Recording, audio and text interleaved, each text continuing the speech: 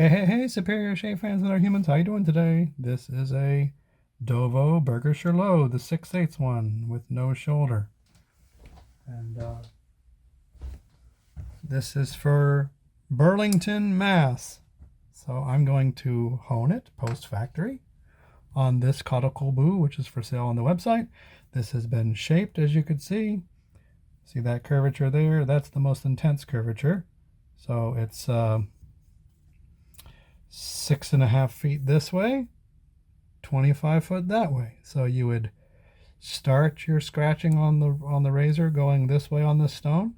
And this is what I like about these little boos, is that they have these odd angles. So if this is 6.5 feet and this is 25 feet, that would mean a 45-degree angle would be halfway between them. So that's 2 meters, that's 8 meters, 8 and 2 is 6, so it would be like a 5-meter stone imaginary going this way. So if I start my scratching this way, that will put scratches to the spine side of the bevel and maybe some scratches into the hollow grind, pretty normal. Same thing over there. And you just watch them until the little shiny thing that you could see right here is a little bit bigger. It creeps up this way just a hair before it starts moving this way. And once it starts moving this way, then I'll switch to approximately 90 degrees to this axis, 25 feet. But I always go to the Arkansas stone at the end. So I do pretty much the yeoman's work on these caudicle boos now. I like them a lot. And then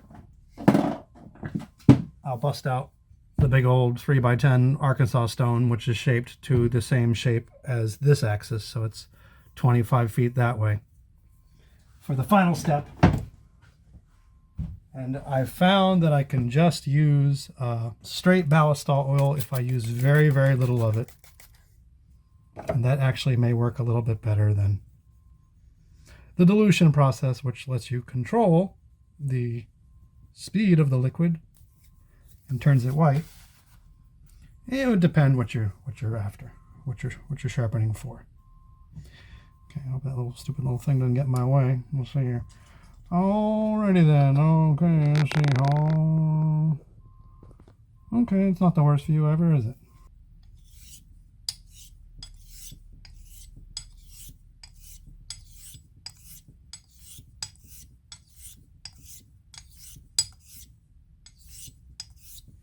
Let me get my bean bag. I don't like anything remotely touching the bottom half of my knuckles when I'm honing. Doesn't take long at all for this step to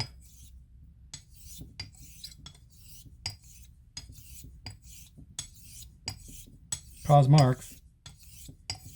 Trying to keep my little record needle hand out of the way of your view.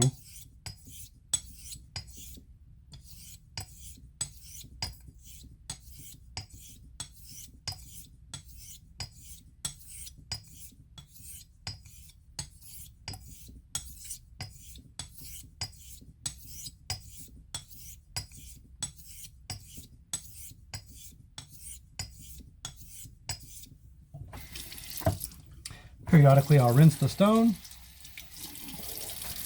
and I'll rub it with this concave stone. So the concavity in this, when aligned this way, is the inverse of the convexity of the bench stone. And by doing like you're seeing here, you're chasing the high spots and ignoring the spots of the highest mileage. It's one of the benefits of honing on the imaginary wheel is when they're an ellipse, they want to stay an ellipse naturally, especially with soft Arkansas stones, which, as far as I can tell, stay that ellipse shape forever.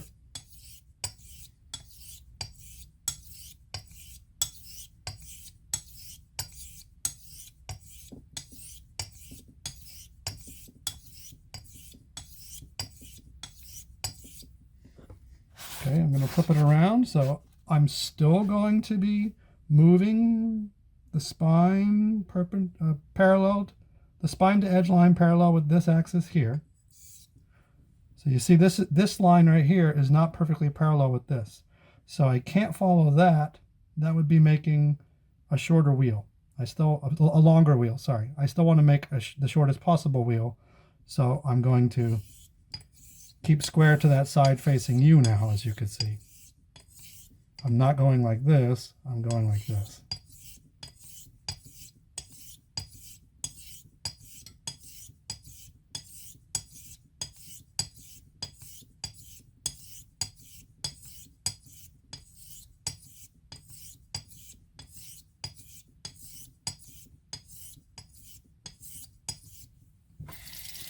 The longer you stay on this step, the better it will shave and the more the razor will look like it was honed post-factory. So I don't know the buyers from Adam usually, and I'm trying to balance hone wear with shaving comfort. Now if you mail me a razor for honing and you spend the 50 bucks, I don't give a shit about hone wear, and I'm going to not stop on this step that you see here until that has completely overtaken the bevel, which I do feel is the most comfortable way to shave, but you could still get excellent shaving comfort just with a taste of the concavity that is being imparted right now by this 2-meter diameter wheel.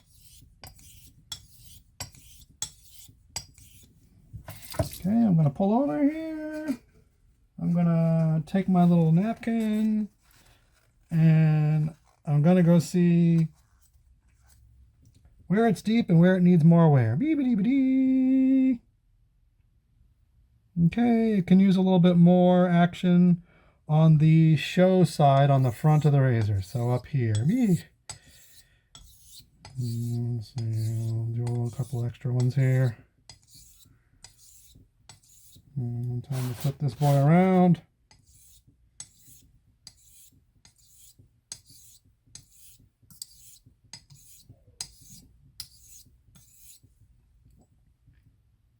Okay.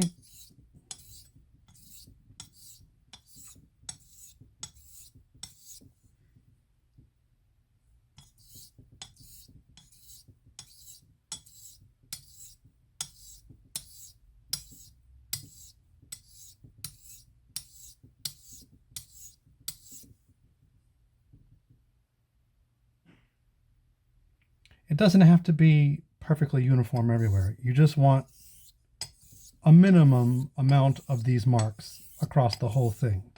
Because remember, the razor is not the same width from edge to edge, and it's also not the same thickness from spine to edge. If you look at the razor like this, and you measured it very carefully with some super powerful caliper, you would see that there's variances in the thickness. And those will show up as variances in the appearance of the bevel plane. Just a little bit more on the front there.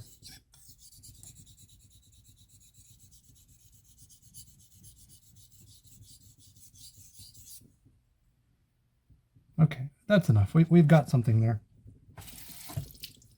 Now I'm going to switch and hone it with this little aspect here.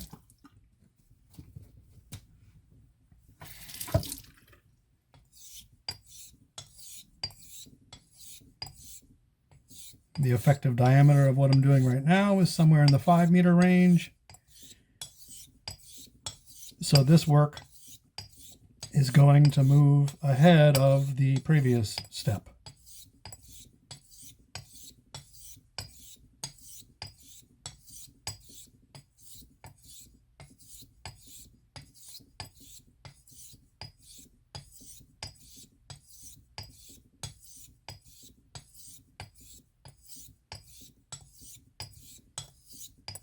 And I can actually feel with my little record needle fingers here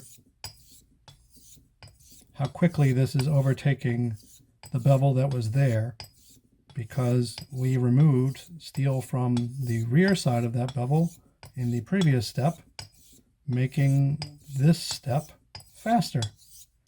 There's less steel for it to touch.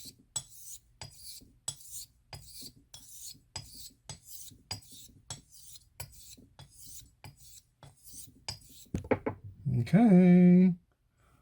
All right, let's switch it to the other way and get ready to go on the Arkansas stone.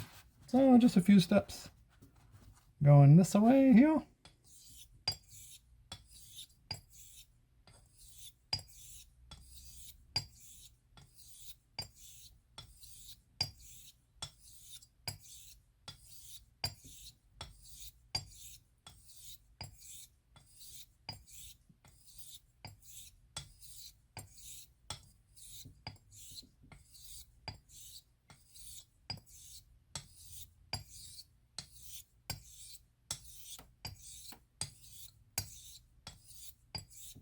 Alrighty, I'm going to switch to the final step here. First, I'm going to do a little stone maintenance. I just use one pump of this thing. Need to buy a new can at the bow stall. We're getting low. Okay.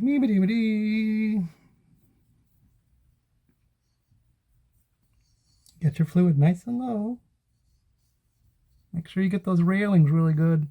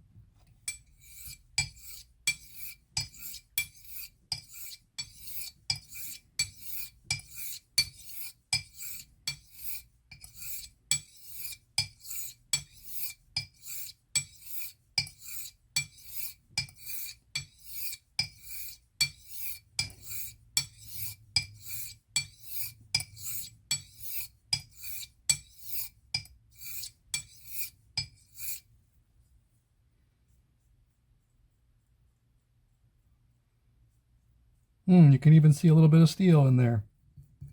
That's cool.